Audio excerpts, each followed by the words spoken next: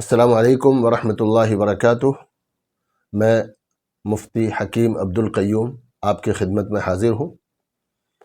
पिछला वीडियो जो है हमने हलाल म्यूचुअल फ़ंड पर डाला था। देखो, सबसे बुनियादी बात यह है कि हमें अपने इन्वेस्टमेंट को हलाल बनाना है, हलाल करना है। अब इन्वेस्टमेंट करने के दो तरीक़े हैं। आप किसी के दिए हुए पोर्टफोलियो में इन्वेस्ट कर लो या अपने तौर पर इन्वेस्ट कर लो। और मैं बहुत अच्छी तरह जानता हूँ, और आप जो लोग मुझे सुन रहे हैं, वो भी आप में से भी जिनको तजर्बा है, बहुत अच्छी तरह जानते हैं कि इंडिविजुअल स्टॉक को चुनना और फिर उससे फ़ायदा उठाना और उसमें नुकसान न हो जाए उससे बच जाना, ये आम आदमी के लिए बहुत ज़्यादा मुश्किल है। इसलिए हम ये सजेस्ट करते हैं, पिछली बार भी यहीं से मैंने बात शुरू की थी, इसलिए हम हर आदमी को हर इंसान को मैं सजेस्ट करता हूँ कि आप अपना बड़ा हिस्सा जो है वो म्यूचुअल फ़ंड में इस्तेमाल करो और म्यूचुअल फ़ंड में इन्वेस्ट करो। म्यूचुअल फ़ंड, जो भी हलाल म्यूचुअल फ़ंड मार्केट में है, अब पहले भी मैंने इसका जिक्र कर दिया है, टाटा का है, टोरस का है, क्वांटम का है और निफ्टी 50 का एक शरिया बीज है, निपॉन का। तो इनमें से जौन सा भी आपको अच्छा लगे, अगर आपने अभी तक कुछ भी इन्वेस्ट नहीं किया है तो आप सबसे पहले जो है कंपनी में जाएं और जा कर के किसी म्यूचुअल फंड डिस्ट्रीब्यूटर को तलाश करें और जा कर के उनके पास उनको कहें कि भाई मुझे इन फंड्स में से किसी भी एक फंड में जो है इन्वेस्ट करा दो। सबसे पुराना टाटा का है, उसके बाद टोरस का है और जो क्वांटम का है ये बिल्कुल नया है। ये तीनों फंड जो है, ये तीनों के तीनों, इनमें से टाटा और क्वांटम जो है ये निफ्टी की एक शरिया इंडेक्स है, निफ्टी शरिया 500 TRI। वो अभी मैंने खोल के यहाँ बैठा भी हूँ। तो पहले तो निफ्टी के इंडाइसिस पे जाकर जब हम देखते थे तो शरिया इंडाइसिस लिखा हुआ होता था, लेकिन शरिया इंडाइसिस के साथ उनके स्टॉक नहीं लिखे होते थे। अभी मैं कुछ वक्त से देख रहा हूँ कि शरिया इंडाइसिस के स्टॉक्स भी जो है निफ्टी की वेबसाइट पर मौजूद हैं। देखो मैं आपको बताता हूँ, ये सेक्टोरियल डिस्ट्रीब्यूशन है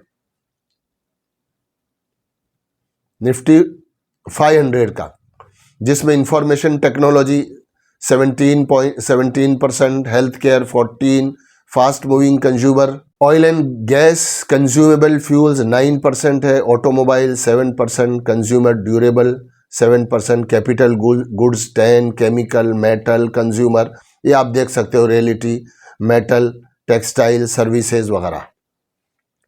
ऐसे ही ये मैंने निफ्टी 500 का निकाला है, निफ्टी शरिया 500। वापस से अगर आप, ये है निफ्टी सेक्टोरियल में, तो मकसद ये है, इसमें 3 इंडेक्स है। एक इंडेक्स जो है निफ्टी 500 शरिया का है, दूसरा इंडेक्स जो है निफ्टी 50 का है और तीसरा एक इंडेक्स है निफ्टी 25। तो अगर, और उसमें सारे स्टॉक्स की लिस्ट भी दी हुई है और स्टॉक्स की लिस्ट के साथ उनका वेटेज भी लिखा गया है। तो आप अगर चाहो इन चारों में से किसी को ले लो, और अगर आपको इससे ज़्यादा कुछ करना है तो आप निफ्टी शरिया 500 के पूरे इंडेक्स में जैसा उन्होंने जो है वो वेटेज रखा है उस तरह से आप एक फ़ंड खुद अपना बना लो, या निफ्टी 50 शरिया का फ़ंड बना लो, या निफ्टी 25 शरिया का फ़ंड बना लो। जो लोग जानते हैं कुछ इन्वेस्ट करना, वेबसाइट देखना वगैरह, उनके लिए ये एडवांस मेरी बात है। और एक एडवांस चीज़ ये भी है कि निफ्टी के सेक्टोरियल इंडाइसेस भी है। इसमें निफ्टी 500 हेल्थ केयर है, निफ्टी ऑयल एंड गैस है, निफ्टी कंज्यूमर ड्यूरेबल है ना, और निफ्टी फार्मा है, निफ्टी मेटल है, निफ्टी IT है।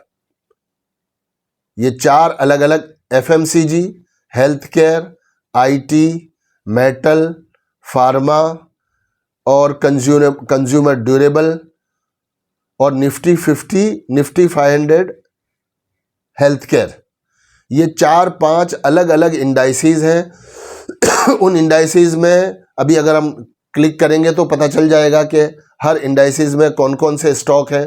तो जो लोग जानते हैं, समझते हैं, वो 3-4 किस्म के फंड ले लें, FMCG ले लें, IT ले लें, फार्मा ले लें, रियलिटी ले लें।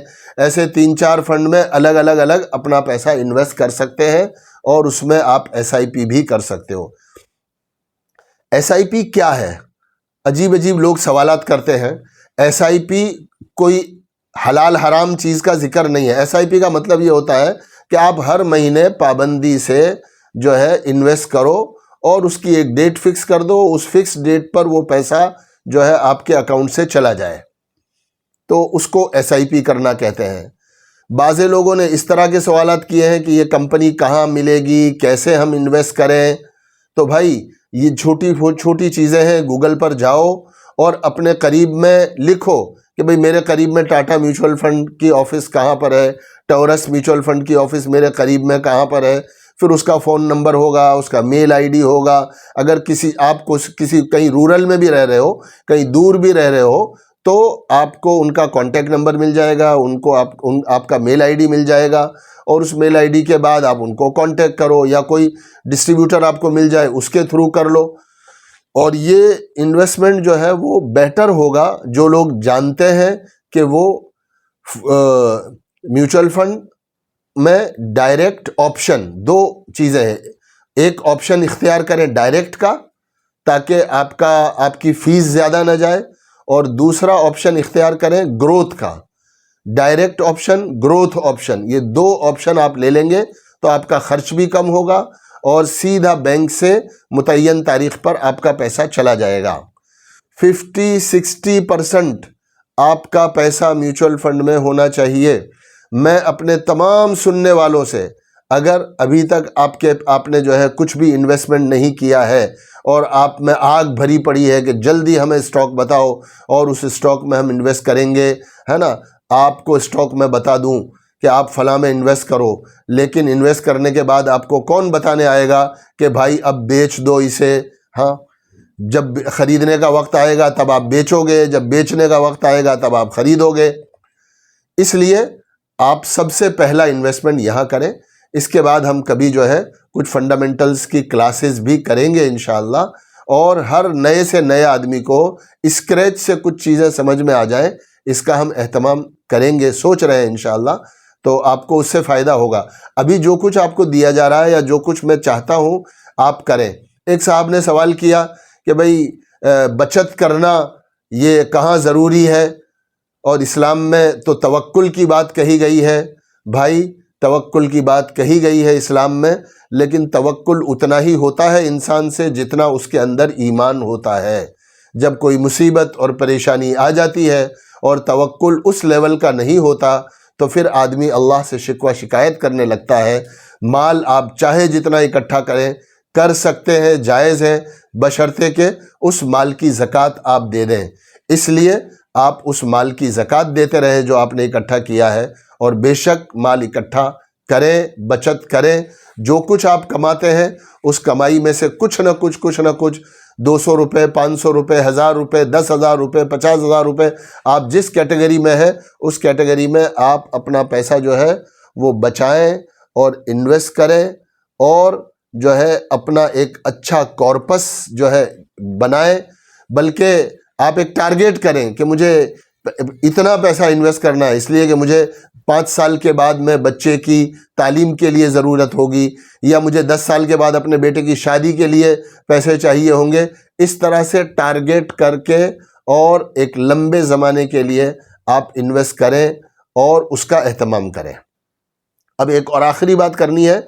बाज़े लोगों ने ये म्यूचुअल फंड, हलाल म्यूचुअल फंड का जो वीडियो हमने डाला था, उसके बाद कुछ लोगों ने पॉजिटिवली लिखा है उन्होंने कि सर बहुत सारे स्टॉक टाटा म्यूचुअल फंड में और दूसरे फंड्स में जो है, जो ऐप हम देख रहे हैं उन ऐप्स में वो जो है उसके सारे क्राइटेरिया को फुलफिल नहीं कर रहे हैं और किसी न किसी एक जगह पर वो रेड दिखाता है, ग्रीन नहीं है।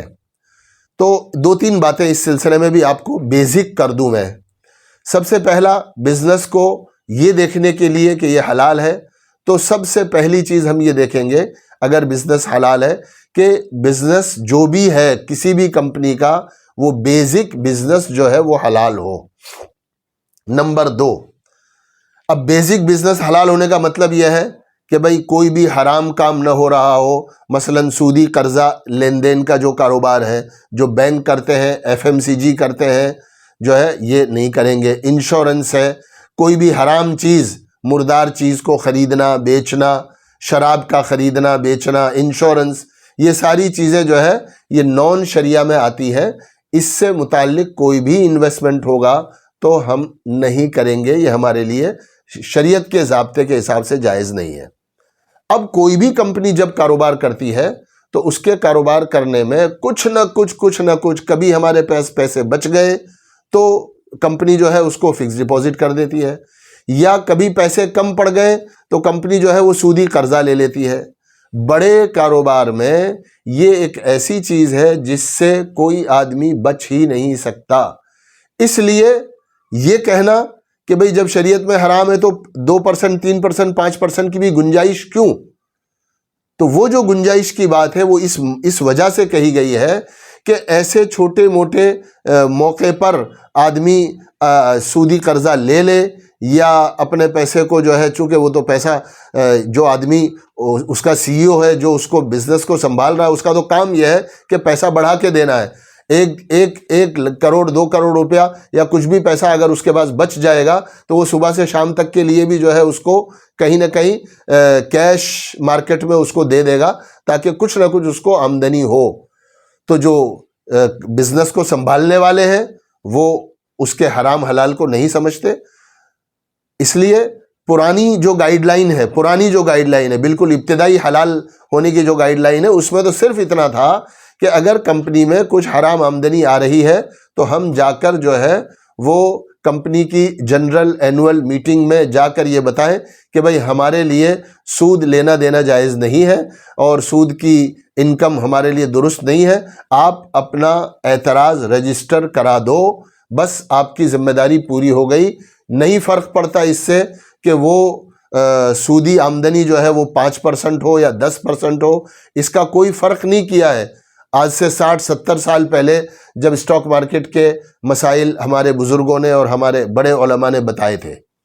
अब आगे चलकर हमारे आज के जो बुज़ुर्ग हैं और आज के जो हमारे स्कॉलर्स हैं, उन्होंने ये कैप लगा दिया है कि अगर कोई आमदनी ऐसी हो रही है तो 5% से ज़्यादा ना हो।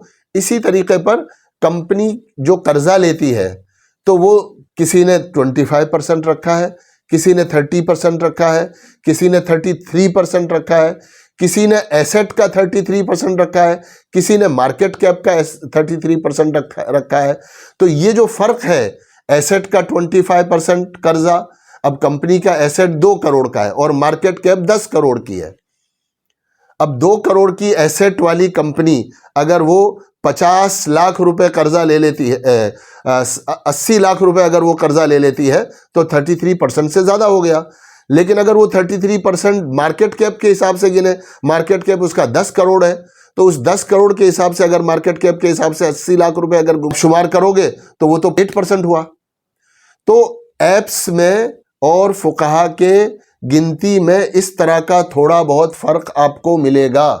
आप एक एक चीज़ के बारे में उस फ़र्क को उतना ज़्यादा देखने के, मैं ये समझता हूँ एक आम मुसलमान होने के नाते और एक आम इन्वेस्टर होने के नाते आप उसके उतने मुकल्लफ नहीं हो। मैं भी करता हूँ, ये टाटा म्यूचुअल फंड की जो बात कर रहे हो आप, तो मैं भी उसमें, मैं मुफ्ती हूँ, मैं भी करता हूँ। तो ये सारी चीज़ें हमारे सामने हैं। तो ये इसीलिए है कि भाई हमारे बड़ों ने एक गाइडलाइन हमें दे दी है और ये जो निफ्टी की इंडेक्स है, निफ्टी शरिया 500 वगैरह, ये तासीस का एक पूरा जो है शरिया बोर्ड है, उस शरिया बोर्ड ने जो है निफ्टी को ये इंडाइसिस बनाकर दी है कि भाई ये स्टॉक्स हलाल हैं। दूसरी चीज़ एक और है कि कभी ऐसा होगा कि भाई एक कंपनी की आमदनी 5% से ज़्यादा हो गई, या उसका कर्जा जो है वो मार्केट कैप के या टोटल एसेट के 33% से कम ज़्यादा हो गया। लेकिन ये ऐसी चीज़ें हैं कि बिजनेस तो हलाल है, अगले क्वार्टर में जो है वो 5% के बजाय 3% रह गया, तो फिर वो वापस शरिया कंप्लायंट हो गया। मार्केट कैप से कर्जा बढ़ गया था, फिर उन्होंने कम कर दिया। तो कर्जा अदा करना और इनकम आगे पीछे होना, ये क्वार्टर टू क्वार्टर आगे पीछे होता रहता है। और इसमें गाइडलाइन ये होती है कि अगर ये ऐसी चीज़ें जो क्वार्टर टू क्वार्टर कम बेश हो सकती हैं, उनमें अगर कोई स्टॉक आपने ऐसा ले लिया जो लेते वक्त हलाल था, फिर अगले क्वार्टर में जो है उसकी इनकम 5% से ज़्यादा हो गई तो वो हराम हो गया, तो फ़ौरन बेच देना ज़रूरी नहीं है। आप 1 क्वार्टर 2 क्वार्टर उसी हालत में उस स्टॉक को लेकर वेट कर सकते हो। लेकिन अगर आप ये देखते हो कि साल के 3 क्वार्टर तक भी अगर वो ज़्यादा रहता है, तो फिर आप उससे बाहर निकल जाओ। तो इस तरह से उसमें थोड़ी बहुत देर आप वेट भी कर सकते हो। तो कोई स्टॉक अगर आज आपको अपने हिसाब से किसी ऐप पर आपने देखा, तो उस ऐप पर अगर वो मान लो इनकम के हिसाब से 5% से ज़्यादा उसमें सूद दिखा रहा है, हो सकता है अगले क्वार्टर में वो कम हो जाए, तो आप थोड़ा वेट कर सकते हैं। बेसिक जो चीज़ है वो ये है कि हम बिज़नेस को देखें कि बिज़नेस हलाल है, और कंपनी हलाल बिज़नेस ही को अपनी जो है बुनियाद बनाए हुए है, और उसके अलावा वो उससे आगे पीछे नहीं होती है। तो बाकी जो चीज़ें हैं उनको 1 क्वार्टर 2 क्वार्टर के लिए आप देख सकते हो, और अगर मुसलसल वो ऐसे ही रहते हैं 2-3 क्वार्टर तक, या 2 क्वार्टर 3 क्वार्टर तक अगर वो चीज़ ऐसी ही रहती है, तो आप स्टॉक बेचकर बाहर निकल जाएंगे। तो ये क्राइटेरिया थे आम आदमी के लिए। जो है इन फंड्स में से किसी को भी जो आपको पसंद हो आप ले सकते हैं। इनमें इन्वेस्ट करना हमारी ज़रूरत है। इसको आप ऐसा न समझें कि ये कोई चीज़ हम आपको जो है प्रमोट कर रहे हैं। हम कुछ भी प्रमोट नहीं कर रहे। हम कुछ हलाल एवेन्यू जो मैक्स टू मैक्स हलाल के करीब हो या मुकम्मल तौर पर हलाल के आसपास हो, उसका आपको एक मौका दे रहे हैं।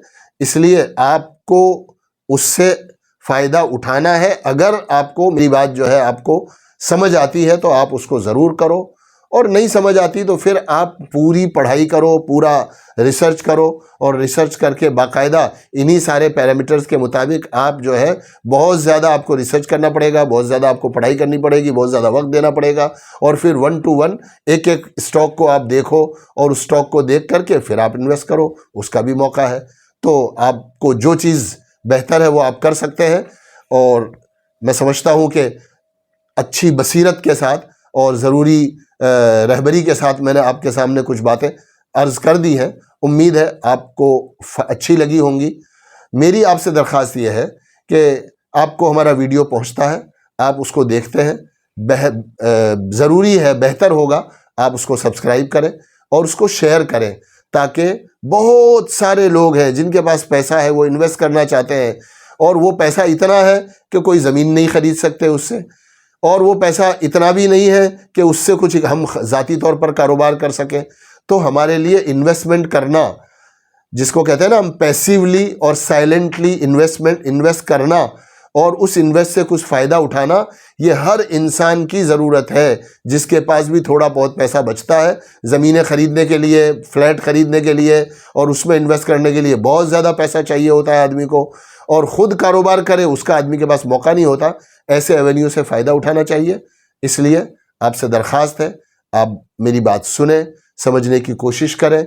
कोई पॉजिटिव बात है मशवरा देने की तो आप ज़रूर हमें मशवरा दें, हम इंशाल्लाह उस पर गौर व फिक्र करेंगे और लोगों तक पहुँचाएँ। अस्सलामु अलैकुम व रहमतुल्लाहि व बरकातुहू।